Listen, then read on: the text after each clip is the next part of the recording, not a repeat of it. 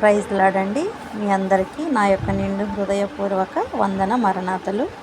మనము నిన్నటి వరకు ఆదికాండము 16వ అధ్యాయం వరకు విని ఉన్నాము. ఈరోజు 17వ అధ్యాయం నుంచి విందాము.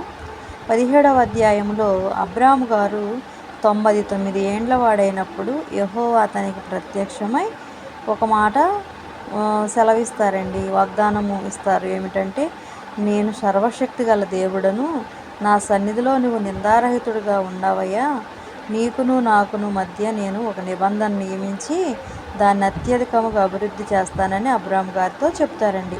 అప్పుడు అబ్రాము గారు సాగిలపడి దేవునితో మాట్లాడి, అయ్యా, నాతో నిబంధన చేసావు కదా, నాకు నువ్వు అనేక జనములకు తండ్రి వగుతావు అని చెప్పి యెహోవా దేవుడు ఏమంటారు, ఇక మీదట నీ పేరు అబ్రాము అనబడదు, నిన్ను అనేక జనములకు తండ్రిగా నియమించాను కాబట్టి నీ పేరు అబ్రహాము అనబడుతుందని యెహోవా దేవుడు చెప్తారన్నమాట. ఇలా యెహోవా దేవుడు చెప్పిన తర్వాత, నీవు సంతానభివృద్ధి కలుగజేసి నిన్ను అత్యధికముగా విస్తరింపజేస్తాను, రాజులు కూడా నీలో నుండి వస్తారని అబ్రాహాము గారికి సెలవిస్తారన్నమాట. అప్పుడు అలా సెలవిచ్చిన తర్వాత, నీ తరములో ఉన్నవారు, నీ తర్వాత తరములో ఉన్నవారు నాకు మన మధ్య ఉన్నటువంటి నిత్య నిబంధనను స్థిరపరుస్తారు, వారందరూ పరదేశివై ఉన్న దేశములు అనగా కనాను దేశం అంతటిని నిత్య స్వాస్థ్యముగా వారికి ఇస్తానయ్యా అని చెప్పి యెహోవా దేవుడు చెప్తారన్నమాట. అప్పుడు నువ్వు మాత్రమే కాదయ్యా, నీ తర్వాత తరంలో వారు కూడా నా నిబంధనను గైకొనవలనని చెప్తారనమాట యెహోవా దేవుడు అబ్రాహాం గారితో. అలా చెప్పినప్పుడు ఆ నిబంధన అనగా ఏంటంటే, మీలో ప్రతి మగవాడు సున్నతి పొందవాలని అనమాట. సున్నతి అనగా గోప్యాంగ చర్మమును సున్నతి పొందవాలనని. సున్నతి ఎందుకు? అది యెహోవా దేవునికిను వీళ్ళకి మధ్య సూచనగా ఉండటానికి అనమాట. ఎప్పుడు చేయాలంటే అది 8 దినముల వయసు గలవాడప్పుడు అనమాట. అంటే పుట్టినప్పటి నుంచి 8వ దినమున సున్నతి చేయాలన్నమాట ప్రతి మగవారికి. అనగా పుట్టిన వారికి కానీ, వారి వీళ్ళు వెండిబెట్టి కొనబడిన వారికి కానీ తప్పక మగపిల్లవాడైతే సున్నతి చేయాలన్నమాట. ఈ సున్నతి ఎందుకంటే శరీరమందు నిత్య నిబంధనగా ఉండటానికి అన్నమాట. అప్పుడు సున్నతి పొందిన ప్రతి మగవాడు ఏమవుతారంటే దేవుని జనాంగం కిందకి వస్తారన్నమాట. అప్పుడు అలా సున్నతి చేయండి, చేసుకోండి అని చెప్పిన తర్వాత దేవుడు అప్పుడు అబ్రాం గారితో చెప్తారు, నీ భార్య అయిన శారాయి పేరు ఇక శారాయి అనవద్దు, ఎందుకంటే నేను ఆమెను ఆశీర్వదించి ఆమెకు కుమారుడిని కలుగజేస్తున్నాను కాబట్టి నువ్వు ఆమెను శారా అని పిలువు అని చెప్తారనమాట. ఆమె పేరు ఇక శారా అనబడుతుంది, ఎందుకంటే అనేక జనములకు ఆమె తల్లి అయి ఉంటుందని యెహోవా దేవుడు అబ్రహాము గారితో చెప్తారనమాట. అప్పుడు రాజుల వలన జనములు రాజులు ఆమె వలన కలుగుతారయ్యా అని అబ్రాహాం గారికి చెప్పినప్పుడు అబ్రాహాం గారు సాగిలపడి నవ్వి ఏమంటారంటే, 100 ఏండ్ల వాని సంతానం కలిగిద్దా అయ్యా, 90 ఏండ్ల శారా కనిద్దా అని మనసులో అనుకుంటారన్నమాట.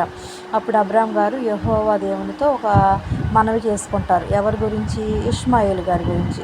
ఇష్మాయేలు గారు ఎవరంటే హాగర్ గారికి అబ్రహాం గారికి పుట్టినటువంటి కుమారుడు అన్నమాట. ఆ కుమారుడు గురించి మనవి చేయగా ఆ మనవి యెహోవా దేవుడు ఆలకించి ఏమంటాడంటే, ఇష్మాయేలుని గురించి నువ్వు చేసిన మనవి నేను విన్నానయ్యా, అతనిని కూడా ఆశీర్వదించి సంతానాభివృద్ధి కలుగజేసి అత్యధికమైన జనముగా చేస్తాను, అతనిలో నుండి 12 మంది రాజులు వస్తారు, గొప్ప జనముగా చేస్తానని చెప్తారన్నమాట.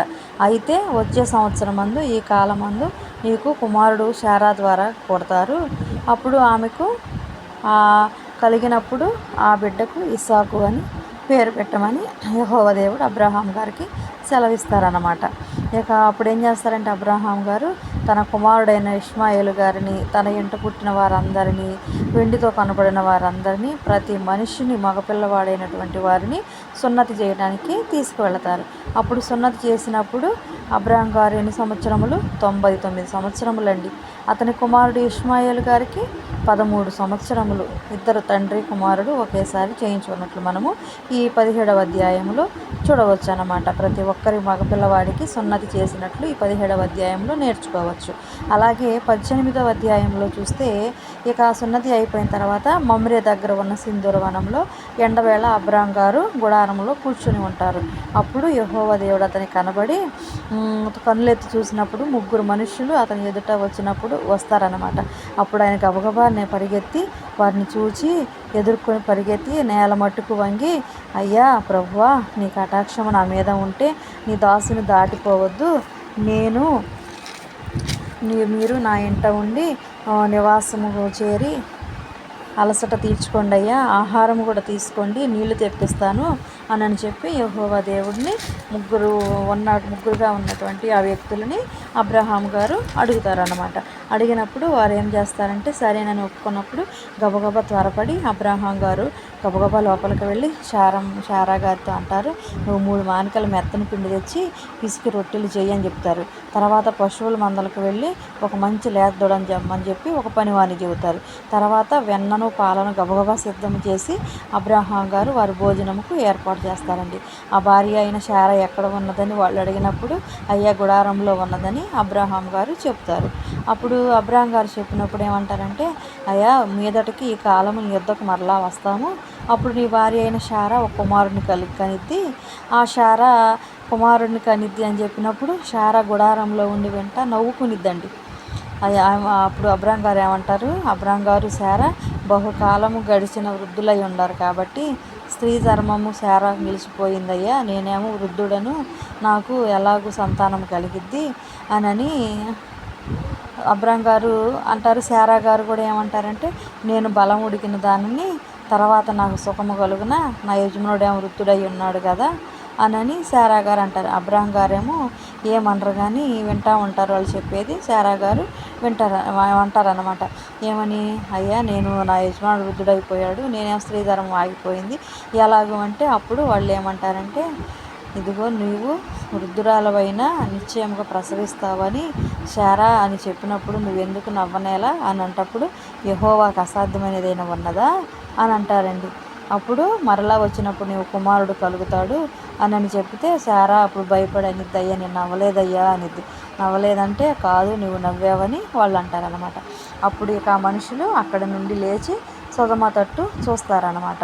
అబ్రహాము వారిని సాగనంపడానికి కూడా వారితో పాటు వెళతారనమాట. అప్పుడు యెహోవా ఏమనుకుంటారంటే, నేను చేయబో కార్యం అబ్రహాముకు దాస్తానా అంటారు. చూశారండి, దేవుడు ఏం చేస్తున్నా కూడా అబ్రహాం గారికి తెలియజెప్పారంటే అబ్రహాం గారు ఎంత దేవుని దృష్టిలో ఏ స్థానంలో ఉన్నారో నీతిపరుడు కాబట్టే అబ్రహాం గారికి నేను చెప్పకుండా చేస్తానా ఏ పనైనా అని అన్నారు యెహోవా దేవుడు. కాబట్టి అలా అన్నప్పుడు ఇక నిశ్చయముగా నీవు బలము గల గొప్ప జనముగా వస్తారయ్యా, ఆశీర్వదింపబడతావని అబ్రహాం గారిని గురించి చెప్తారన్నమాట. తర్వాత నీ తర్వాత తరము వారికి కూడా నీతి న్యాయములు జరిగిస్తాను, అందరూ వారు గైకొనాలని చెప్పి యెహోవా దేవుడు ఆ అబ్రహాం గారితో చెప్తారనమాట.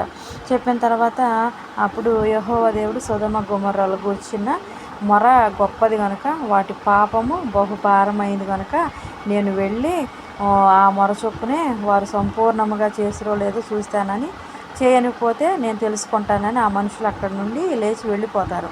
వెళ్ళి ఎక్కడికి వెళతారు, సొదొమ వైపుగా వెళతారు. అప్పుడు అబ్రహాము గారికి ఇంకా యెహోవా సన్నిధినే ఉంటారు. అప్పుడు అబ్రహాము అంటారనమాట, ఎందుకు బాధపడతారు, అక్కడ ఎవరున్నారు, సొదొమ గొమొర్రా దగ్గర గుడారం ఉంది, గుడారం వేసుకుని ఉన్నారు. ఎవరు, లోతు గారు, తన తమ్ముడు కుమారుడు. కాబట్టి అప్పుడు అబ్రహాం గారు అంటారు, అయ్యా నీతిమంతులను కూడా నాశనం చేస్తామంటే ఆ పట్టణంలో ఒకవేళ 50 మంది నీతిమంతులు ఉండా వారిలో ఆ పట్టణంను కాపాడుతావంటే నీతిమంతులు 50 మంది ఉండా నేను కాపాడుతానయ్యా అని సెలవిస్తారు యెహోవా దేవుడు. అయ్యా మళ్ళీ ఇంకొక మాట, అయ్యా 50 మంది 40 మంది ఉన్నా కూడా కాపాడుతావా, ఒక 5గురు తగ్గించుకుని అని 45 మంది, తర్వాత 50 40 మంది ఇలా అడుగుతా ఆఖరికి అయ్యా నేను కోపం తెచ్చుకోవద్దయ్యా, మళ్ళీ అడుగుతున్నాను కోపపడొద్దయ్యా, 30 మంది ఉండా కూడా అక్కడ నాశనం చేయకుండా ఉంటారా అని అబ్రహాం గారు బతిమలాడుతూ అడుగుతూ ఉంటారు. అయ్యా ఇదిగో నేను మాటలాడ తెగించానయ్యా, మీతో 20 మంది ఉండా కూడా ఆ పట్టణాన్ని కాపాడతారా అంటే ఆ నాశనం చేయకుండా ఉంటాము అని చెప్తారు యెహోవా దేవుడు. అయ్యా ఒక్కవేళ ఆఖరికి ప్రభు కోపపడకపోతే ఒక్క మాటే మాట్లాడతానని 10 మంది ఉండా కూడా ఆ పట్టణాన్ని కాపాడతారయ్యా అంటే 10 మంది ఉండా కూడా నేను నాశనం చేయకుండా ఉంటాను అని చెప్తారు. చూడండి, అక్కడ 10 మంది కూడా లేరని మనం దాన్ని బట్టి అర్థం చేసుకోవచ్చు. కాబట్టి అప్పుడు యెహోవా అబ్రహాముతో మాట్లాడిన తర్వాత వాళ్ళు వెళ్ళిపోయారు. అబ్రహాం గారేమో తన ఇంటికి తిరిగి వెళ్ళిపోయారన్నమాట. ఇది 18వ అధ్యాయం వరకు. ఈ 17వ అధ్యాయము 18వ అధ్యాయంలో అబ్రహాము గారితో చేసినటువంటి నిబంధనను స్థిరపరచుటకు అబ్రాము అనే పేరును తీసివేసి అబ్రహాముగా మార్చారు. ఎందుకు? జనములకు తండ్రి అని చెప్పి. తర్వాత ఆమెము జనములకు తల్లి అని చెప్పి శారాయి అనే పేరు తీసేసి శారా అని మార్చినట్లు మనము చూసి ఉన్నాము. వారికి ఆతిథ్యం ఇచ్చి దీవెనలు పొందుకున్నట్లు అబ్రహాం గారు చూసి ఉన్నాము. అలాగే అబ్రాం గారు దేవుడి దృష్టిలో నీతిమంతుడిగా ఉన్నాడు కాబట్టి నేను చేసే కార్యం అబ్రాంకి చెప్పకుండా చేస్తానని కూడా ప్రభువారు అన్నట్లు మనము చూడొచ్చు అన్నమాట. మనము కూడా దేవుని మాటకు లోబడి ఆయన ఆజ్ఞను అనుసరించి నీతిపరులుగా జీవిస్తే ప్రభువు కూడా మన జీవితంలో కూడా ఆ స్థితి మనకి దయచేస్తారండి. కాబట్టి ఈ 17, 18 అధ్యాయములను బట్టి మనము కూడా దేవుని మాటకు లోబడి జీవించినట్లయితే అబ్రహాం గారు పొందుకున్నటువంటి దీవెనలు మనము కూడా పొందుకుని ఆయన యొక్క మాటకు లోబడినట్లయితే అలాంటి ఆశీర్వాదములు మన జీవితంలో, మన కుటుంబంలో, మన తరతరములకు కూడా కలుగుతుంది. కాబట్టి అలాంటి దీవెనలు మనందరము పొందుకునే కృప దేవుడు మనందరికీ దయచేయును గాక. ఆమేన్. అందరికీ మరణాత.